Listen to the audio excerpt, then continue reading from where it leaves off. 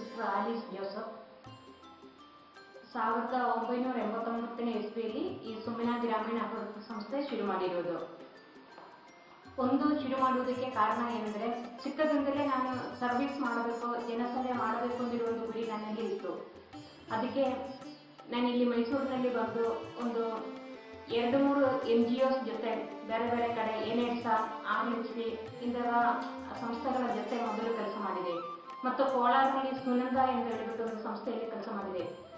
ಅದಾಗಿದ ಮೇಲೆ ನನಗೆ ಅನಿಸಿತು, ನನ್ನ ಒಂದು ಐಡಿಯಾ ಇಟ್ಕೊಂಡು ಇದು ಮಾಡಬೇಕಾದ್ರೆ ಇನ್ನೊಬ್ಬರ ಕೆಳಗಡೆ ಇದು ಮಾಡಿದರೆ ಖಂಡಿತ ಸಾಧ್ಯವಾಗಲ್ಲ. ಅದಕ್ಕೋಸ್ಕರ 1989ನೇ ಇಸ್ವಿಯಲ್ಲಿ ಸುಮ್ಮಿನ ಗ್ರಾಮೀಣ ಅಭಿವೃದ್ಧಿ ಸಂಸ್ಥೆ ಮೈಸೂರಿನಲ್ಲಿ ಶುರು ಮಾಡಿರೋದು. ಮತ್ತು ಇದು ಮಾಡೋಕ್ಕೆ ಒಂದು ಕಾರಣ, ಎಲ್ಲಿ ಮಾಡಬೇಕು ಅಂತ ಹೇಳಿಕೊಂಡು ನಾನು ಸುಮಾರು ಕರ್ನಾಟಕದಲ್ಲಿ ಹಾಸನ ಕಡೆ, ಈವನ್ ಚಾಮರಾಜನಗರ ಕಡೆ, ಬೇರೆ ಬೇರೆ ಕಡೆ ಸರ್ವೆ ಮಾಡಿ ಸ್ಟಡಿ ಮಾಡುವಾಗ ನನಗೆ ಅರ್ಥ ಮಾಡಿರೋದೇನೆಂದರೆ, ಮೈಸೂರು ಆದರೂ ಸಹ ಏನಾಗಿದೆ ಅಂದರೆ, ಇಲ್ಲಿ ನಮ್ಮ ಹೆಣ್ಣು ಮಕ್ಕಳ ವಿದ್ಯಾಭ್ಯಾಸ ನೋಡುವಾಗ ತುಂಬ ಕೊರತೆ ಕಂಡಿದೆ. ಯಾಕಂದರೆ ನಾನು ಮೊದಲು ಯರಗನಹಳ್ಳಿ ಗ್ರಾಮದಲ್ಲಿನೇ ವಾಸ ಮಾಡ್ತಾ ಇದ್ದು. ಆ ಯರಗನಹಳ್ಳಿ ಗ್ರಾಮದಲ್ಲಿ ಆ ಒಂದು ಮಂಡಲ ಪಂಚಾಯಿತಿಗಳು 10 ಗ್ರಾಮಗಳು ಬರ್ತಾ ಇತ್ತು. ಆ 10 ಗ್ರಾಮ ಸರ್ವೆ ಮಾಡುವಾಗ ಯಾವುದೋ ಒಂದು ಹೆಣ್ಣು ಮಗು ಸಹ SLC ಓದಿರೋರು ಯಾರೂ ಇರಲಿಲ್ಲ. ಯಾಕಂದರೆ ನನಗೆ ಆ ಟೈಮಲ್ಲಿ ನಾನು ಕೇರಳದಿಂದ ಬಂದಿರೋದು, ನನಗೆ ಲ್ಯಾಂಗ್ವೇಜು ಗೊತ್ತಿರಲಿಲ್ಲ. ನನ್ನ ಜೊತೆ ಸಪೋರ್ಟ್ ಮಾಡೋಕ್ಕೋಸ್ಕರ ನಾನೊಂದು ಹೆಣ್ಣು ಮಗುವಿನ ಹುಡುಕುವಾಗ ನನಗೆ ಗೊತ್ತಾಗಿರೋದೇನೆಂದರೆ, ಯಾರು ಹೆಣ್ಣು ಮಕ್ಕಳು SLC ಓದಿರಲಿಲ್ಲ ಅಂತ. ಅದೇ ಒಂದು ಕಾರಣ ಅಂದರೆ, ಇಲ್ಲಿ ಮೈಸೂರು ಸಿಟಿ ಹತ್ತಿರ ಆದರೂ ಸರಿ ನಾನು ಈ ಮೈಸೂರು ಸುತ್ತಮುತ್ತ ಇರುವ ಹಳ್ಳಿಗಳಲ್ಲಿ ಕೆಲಸ ಮಾಡಬೇಕು, ಕೆಲಸ ಮಾಡಿ ಜನರಿಗೆ ತಿಳುವಳಿಕೆ ಕೊಡಬೇಕು. ಆ ತಿಳುವಳಿಕೆ ಕೊಡಬೇಕಾಗಿರೋದು ಯಾರಿಗೆ ಅಂದರೆ, ಮಹಿಳೆಯರಿಗೆ ಕೊಡಬೇಕು. ಆ ಮಹಿಳೆಯರಿಗೆ ಕೊಟ್ಟರೆ ಖಂಡಿತ ಇಡೀ ಕುಟುಂಬದಲ್ಲಿ ಬದಲಾವಣೆ ಮಾಡೋಕ್ಕೆ ಸಾಧ್ಯವಾಗುತ್ತೆ ಅಂತ ನೆನೆಸ್ಕೊಂಡು ಆ ಮಹಿಳೆಯರ ಜೊತೆ ಕೆಲಸ ಮಾಡೋಕ್ಕೆ ಮೊದಲು ಶುರು ಮಾಡಿರೋದು. ಮೊದಲೊಂದು 5 ಗ್ರಾಮಗಳು ಮಾತ್ರ ತಗೊಂಡಿರೋದು. ಆ 5 ಗ್ರಾಮ ಯಾವುದು ಅಂದರೆ, ರೆಮನೆಹಳ್ಳಿ, ಕಾಳಿಸುದ್ರನೋಂಡಿ, ಹಂಚ, ಸಾತಹಳ್ಳಿ, ಹಲಗೆನೋಂಡಿ, ಈ ಥರ ಒಂದು 5 ಗ್ರಾಮಗಳಲ್ಲಿ ಒಂದು ಮಗಳ ಸಂಘ ಮಾಡಿ ಮಹಿಳೆಯರಿಗೆ ತಿಳುವಳಿಕೆ ಕೊಡೋಕ್ಕೆ ಶುರು ಮಾಡಿದೆ. ಆವಾಗ ಮೊದಲೆಲ್ಲ ಮಹಿಳೆಯರು ಮುಂದೆ ಬರೋಕ್ಕೆ ಅವರ ಗಂಡಸರು ಅಂದರೆ ಯಜಮಾನರುಗಳು ಬಿಡ್ತಾ ಇರಲಿಲ್ಲ. ಏನಾಗುತ್ತಂದರೆ, ಯಾವಾಗಲೂ ಒಂಥರ ಏನೋ ಸಂಘ ಅಂತ ಹೇಳ್ಕೊಂಡು ಹೋಗೋದು, ನಿಮಗೆ ಬೇರೆ ಏನಕ್ಕೆ ಕೆಲಸ ಇಲ್ವಾ, ಈ ಥರ ಒಂದೊಂದು ಪ್ರಶ್ನೆಗಳು ಅವ್ರ ಹತ್ರ ಕೇಳ್ತಾ ಇತ್ತು.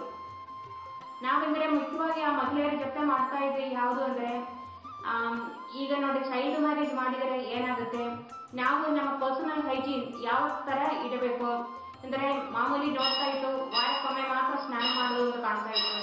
ಅದಕ್ಕೆ ಸ್ನಾನ ಮಾಡೋದಲ್ಲಿ ಆಗಲಿ, ಪರ್ಸನಲ್ ಹೈಜೀನ್ ಆಗಲಿ, ಈವನ್ ನಮ್ಮ ಸುತ್ತಮುತ್ತ ಹೇಗೆ ಇರಬೇಕು ಇಂಥರದ ಬಗ್ಗೆ ನಾವು ತಿಳುವಳಿಕೆ ಕೊಡ್ತಾ ಇದ್ದು. ಮತ್ತು ಸುಮಾರು ಮನೆಯಲ್ಲಿ ಗಂಡಸರು ಕುಡಿದು ಬಂದು ಮಹಿಳೆಯರಿಗೆ ಪ್ರಾಬ್ಲಮ್ ಕೊಡುವುದು ಇದೆಲ್ಲ ಕಾಣ್ತಾ ಇದ್ದು. ಆವಾಗ ಏನಾಗಿದೆ ಅಂದರೆ, ಆ ಕುಡಿದರೆ ಏನಾಗುತ್ತೆ, ಅದರಲ್ಲಿ ವೈಯಕ್ತಿಕವಾಗಿ, ಸಾಮಾಜಿಕವಾಗಿ ಮತ್ತು ಈವನ್ ಆರ್ಥಿಕವಾಗಿ ಹೆಂಗೆ ಹಿಂದುಳಿತಾರೆ, ಈ ಥರ ಬೇರೆ ಬೇರೆ ರೀತಿಯಲ್ಲಿ ಅವರಿಗೆ ತಿಳುವಳಿಕೆ ಕೊಡ್ತಾ ಇತ್ತು. ಈ ಥರ ಎಲ್ಲ ಮಾಡಿ ಮೊದಲು 5 ಗ್ರಾಮಗಳಲ್ಲಿ ಶುರು ಮಾಡಿ, ಆಮೇಲೆ ನಮಗೆ ಸುಮಾರು ಹತ್ತಿರ ಇರುವ ಹಳ್ಳಿಗಳು ಬಂದು, ಈಗ ಸುಮಾರು ನಾವು 60 ಗ್ರಾಮಗಳಲ್ಲಿ ಕೆಲಸ ಮಾಡ್ತಾ ಇದ್ದೀವಿ. ಸುಮಾರು ಒಂದು 150 ಸ್ವಸಹಾಯ ಸಂಘಗಳು ನಮ್ಮ ಜೊತೆ ಇದ್ದೀವಿ. ಈಗ ನಾವು ಕೆಲಸ ಮಾಡ್ತಾ ಇರೋದು ಒಂದೇನೆಂದರೆ, ಒಂದು ಈ ಸಾಮಾಜಿಕ ಸಂಘಟನೆ ಮತ್ತು ಈ ಶೈಕ್ಷಣಿಕದ ಬಗ್ಗೆ ಇದು ಕೊಡ್ತೀವಿ. ಮತ್ತು ಇನ್ನೊಂದೇನೆಂದರೆ, ನಾವು ಈ ಸ್ವಸಹಾಯ ಸಂಘಗಳು ಮಾಡಿ ಆರ್ಥಿಕ ಮಟ್ಟದಲ್ಲಿ ಅವ್ರನ್ನ ಮುಂದೆ ತರಕೋಸ್ಕರ ಇದು ಮಾಡ್ತಾ ಇದ್ದೀವಿ. ಮತ್ತು HIV AIDS ಕಾರ್ಯಕ್ರಮ ಮಾಡ್ತಾ ಇದ್ದೀವಿ. ಮತ್ತು ಸಮುದಾಯ ಆರೋಗ್ಯದ ಬಗ್ಗೆ ಇದು ಮಾಡ್ತಾ ಇದ್ದೀವಿ.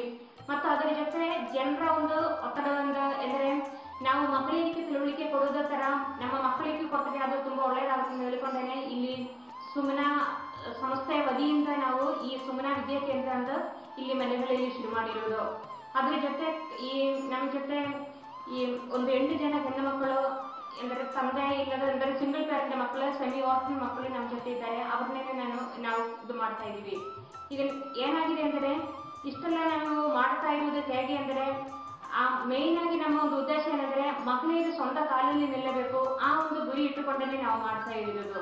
ಅಂದರೆ ಅವರಿಗೆ ಧೈರ್ಯ ತುಂಬಬೇಕು, ಧೈರ್ಯ ತುಂಬಿ ಅವರ ಸ್ವಂತ ಕಾಲಲ್ಲಿ ಈ 4 ಗೋಡೆಯಿಂದ ಆಚೆ ಬಂದು ಗಂಡು ಹೆಣ್ಣು ಸಮಾನತೆಯಲ್ಲಿ ದುಡಿಬೇಕು, ಅವರ ಸಾಮಾಜಿಕವಾಗಿ, ಆರ್ಥಿಕವಾಗಿ, ಶೈಕ್ಷಣಿಕವಾಗಿ ಮುಂದೆ ಬರಬೇಕು ಅಂದಿರೋ ಒಂದು ಗುರಿ ಇಟ್ಟುಕೊಂಡು ನಾವು ಕೆಲಸ ಮಾಡ್ತಾ ಇದ್ದೀವಿ. ಇಷ್ಟು ಮಟ್ಟಿಗೆ ಒಂದು ಒಳ್ಳೆಯ ರೀತಿಯಲ್ಲಿ ಕೆಲಸ ಮಾಡಿಕೊಂಡು ಹೋಗ್ತಾ ಇದ್ದೀವಿ. ನಮಗೆ ಬಂದಿರುವ ಸಮಸ್ಯೆಗಳೆಂದರೆ, ಮೊದಲೆಲ್ಲ ನಮಗೆ ಒಂದು ಸ್ವಲ್ಪ ಪ್ರಾಬ್ಲಮ್ಸ್ ಜನರಿಂದ ಆಗ್ತಾ ಇತ್ತು. ಏಕೆ ನೀವು ಮಹಿಳೆಯರನ್ನ ಸಂಘಟನೆ ಮಾಡ್ತಾ ಇರೋದು, ಈ ತರ ಮಾಡ್ತಾ ಇದ್ದು. ಆಮೇಲೆ ಆರ್ಥಿಕ ಮಟ್ಟದಲ್ಲಿ ಜನ ಒಂಥರ ಮುಂದೆ ಬರುವುದು, ಬ್ಯಾಂಕ್ ಲಿಂಕೇಜು ಇದೆಲ್ಲ ಆಗಿದ ಮೇಲೆ ಜೆಂಟ್ಸ್ ತುಂಬಾ ಕೋಆಪರೇಟ್ ಮಾಡೋಕ್ಕೆ ಶುರುವಾಗಿದೆ.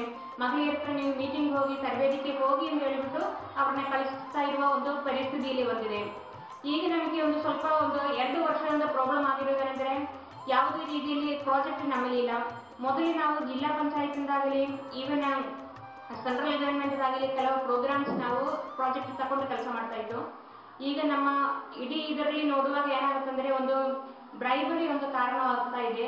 ನಮಗೆ ಪ್ರಾಜೆಕ್ಟಿಗೆ ಇದು ಮಾಡಿದರೆ ಅಷ್ಟು ಸುಲಭವಾಗಿ ನಮಗೆ ಸರ್ಕಾರದಿಂದ ಕೊಡ್ತಾ ಇಲ್ಲ. ಈಗ ನಮ್ಮ ಜೊತೆ ಹೇಳಬೇಕಾದ್ರೆ ಒಂದು 10 ಸಾಮಾಜಿಕದಲ್ಲಿ ಅಂದರೆ ಕಾರ್ಯಕರ್ತರಿದ್ದಾರೆ. ಆ 10 ಕಾರ್ಯಕರ್ತರು 15 ವರ್ಷಗಳಿಂದ ಎಲ್ಲರೂ ನಾವೇನೇ ತರಬೇತಿ ಕೊಟ್ಟು ಅವ್ರನ್ನ ಮುಂದೆ ತಂದಿರೋದು. ಅವರ ಮುಖಾಂತರ ನಾವು ಈ 60 ಗ್ರಾಮಗಳು ಕವರ್ ಮಾಡ್ತಾ ಇದ್ದೀವಿ. ಮತ್ತು ನಮ್ಮ ಜೊತೆ ಇನ್ನೊಬ್ಬರು ಸಲಹೆಗಾರರಿದ್ದಾರೆ. ಮತ್ತೊಂದು 7 ಜನ ನಮಗೆ ಬೋಧ ಮೆಂಬರ್ಸ್ ಇದ್ದಾರೆ. ಮತ್ತು ಕೆಲವು ದಾನಿ ಸಂಸ್ಥೆಗಳು ಮತ್ತು ಕೆಲವು ದಾನಿಗಳು ಮುಖಾಂತರ ನಾವು ಇಷ್ಟು ತನಕ ನಮ್ಮ ಸಂಸ್ಥೆ ಈ ತರ ನಾವು ಕೆಲಸ ಮಾಡಿಕೊಂಡು ಬರ್ತಾ ಇರ್ತೀವಿ. ಈಗ ಹೇಳಬೇಕಾದ್ರೆ ನಮ್ಮಲ್ಲಿ ಇರುವ ಒಬ್ಬರು ಈಗ ಕಾರ್ಯಕರ್ತರೇನೆ, ಅವರು ಆಕ್ಚುಲಿ 8ನೇ ಕ್ಲಾಸ್ ಓದಿರುವ ಒಂದು ಮಹಿಳೆನೇ ಪ್ರೇಮ ಅಂತ ಹೇಳಿಬಿಟ್ಟು ಅವರು ಆಕ್ಚುಲಿ ತುಂಬಾ ಒಂದು ಬೇಜಾರಿನಲ್ಲಿ ಹಿಂಗೆ ಮನೆಯಲ್ಲಿ ಕೂತ್ಕೊಂಡಿದ್ರು. ಆ ಟೈಮಿಗೆ ನಾವು ಸಂಸ್ಥೆ ಇಲ್ಲಿ ಮೆಲ್ಲಹಳ್ಳಿ ಗ್ರಾಮದಲ್ಲಿ ಬಂದಿರೋದು. ಗ್ರಾಮದಲ್ಲಿ ಬಂದುಬಿಟ್ಟು ನಾವು ಹೇಳಿದ್ವಿ ಮೊದಲು ಯುವತಿಯರದೊಂದು ಸಂಘ ಮಾಡಬೇಕು, ಅದಕ್ಕೆ ಒಂದು 15-14 ವರ್ಷ ಇರುವ ಯುವತಿಯರು ಮುಂದೆ ಬನ್ನಿ ಅಂತ ಹೇಳುವಾಗ ಈ ಒಂದು ಮಹಿಳೆ ಮುಖಾಂತರ ಒಂದು 15 ಹೆಣ್ಣು ಮಕ್ಕಳು ಮುಂದೆ ಬಂದಿದ್ದಾರೆ. ಆವಾಗ ನಾವು ಅವ್ರ ಹತ್ರ ಹೇಳಿದೆ ಸೇವಿಂಗ್ಸ್ ಮಾಡೋದ್ರ ಬಗ್ಗೆ ನಾವು ಹೇಳುವಾಗ ಅವ್ರಿಗೆ ನಮಗೆ ಹೇಳಿರೋದು, ನೀವು ಮೊದಲು ನಮಗೆ ದುಡ್ಡು ಸಂಪಾದನೆ ಮಾಡೋದಕ್ಕೂ ಅದಕ್ಕೂ ಮುಂಚೆ ಏನಾದರೂ ಒಂದು ಕೈ ಕೆಲಸ ನಮಗೆ ಕಲಿಸಿದರೆ ನಾವು ದುಡ್ಡು ಸಂಪಾದನೆ ಮಾಡೋಕ್ಕೆ ಸಾಧ್ಯವಾಗುತ್ತೆ. ಅದರಿಂದ ನಾವೇನು ಮಾಡಿದ್ವಿ ಅಂದರೆ CPC ಪಾಲಿಟೆಕ್ನಿಕ್ ಮುಖಾಂತರ ಟೈಲರಿಂಗ್ ಇಲ್ಲಿ ಶುರು ಮಾಡಿದೆ 1997ನೇ ಇಸ್ವಿಯಲ್ಲಿ. ಈ 15 ಮಹಿಳೆಯರು ಈ ಒಂದು ಟೈಲರಿಂಗ್ ಇದರಲ್ಲಿ 6 ತಿಂಗಳ ಒಂದು ತರಬೇತಿ ಕಲಿತಿದ್ದಾರೆ. ಆ ತರಬೇತಿ ಕಲಿತು ಅವರು ತುಂಬಾ ಒಳ್ಳೆ ರೀತಿಯಲ್ಲಿ ಮುಂದೆ ಬಂದಿದ್ದಾರೆ. ಆಮೇಲೆ ಇವರನ್ನೇ ನೋಡಿಕೊಂಡು ಸುಮಾರು ಇಲ್ಲಿ ಈಗ ಕನಿಷ್ಠ ಒಂದು 200 ಮಹಿಳೆಯರು ಇದೇ ಗ್ರಾಮದಲ್ಲಿ ಮುಂದೆ ಬಂದಿದ್ದಾರೆ. ಅಂದರೆ ಆವಾಗ ಈ ಒಂದು ಪ್ರೇಮ ಅಂತ ಹೇಳಿಬಿಟ್ಟು ಇರೋ ಒಂದು ಹುಡುಗಿ, ಅವರ ಮನೆಯಲ್ಲಿ ತುಂಬಾ ಕಷ್ಟ ಆಗ್ತಾ ಇತ್ತು. ತಂದೆ ಮನೆ ಬಿಟ್ಟು ಹೋಗಿದ್ದಾರೆ, ತಾಯಿ ಒಬ್ಬರೇ ಇವನ್ನ ಇಡ್ಲಿ ದೋಸೆ ಮಾಡಿ ಅವರು ಮಾರಿ ಜೀವನ ಮಾಡಬೇಕಾಯಿತು. ಅದರಲ್ಲಿ ಈ ಹುಡುಗಿ 8ನೇ ಕ್ಲಾಸ್ ಓದಿಬಿಟ್ಟು ಅವಳನ್ನೇ ಮುಂದಕ್ಕೆ ಓದಕ್ಕೆ ಅವ್ರನ್ನ ಕಳಿಸಲಿಲ್ಲ. ಯಾಕಂದ್ರೆ ಅಮ್ಮನಿಗೆ ಸಹಾಯ ಮಾಡೋಕ್ಕೋಸ್ಕರ ಅವಳು ಇದು ಮಾಡ್ತಾ ಇದ್ದು. ಆಮೇಲೆ ನಮ್ಮ ಈ ಸಂಸ್ಥೆಯ ಒಂದು ಇಂಟ್ರೊಡಕ್ಷನ್ ಆಗಿದ ಮೇಲೆ ಅವಳು ಏನು ಮಾಡಿದ್ದಾರೆ ಅಂದರೆ, ನಾನು ಒಂಥರ ಆನಿಮೇಟರ್ ಆಗಿ ಕೆಲಸ ಮಾಡ್ತೀನಿ, ನನ್ನನ್ನು ಸಪೋರ್ಟ್ ಮಾಡಿ ಅಂತ ಹೇಳ್ಕೊಂಡು ಮಾಡಿದ್ರು. ಅಂದರೆ ನಮಗೆ ಇಲ್ಲಿ ಒಂದು 15 ಗುಂಪಿತ್ತು. ಆ 15 ಗುಂಪಿಗೆ ನಾವು ಹೇಳಿದೆ ಯಾವ ರೀತಿಯಲ್ಲಿ ಸೇವಿಂಗ್ಸ್ ಇದು ಮಾಡುವುದು ಮತ್ತು ಯಾವ ರೀತಿಯಲ್ಲಿ ಅದು ರೆಕಾರ್ಡ್ ಬರೆಯುವುದು ಪ್ರತಿಯೊಂದು ನಾವು ಅವಳಿಗೆ ತರಬೇತಿ ಮನೆಗೆ ಹೋಗಿ ಹೇಳಿಕೊಟ್ಟು ಅವಳನ್ನ ಇದು ಮಾಡಿಸಿದೆ.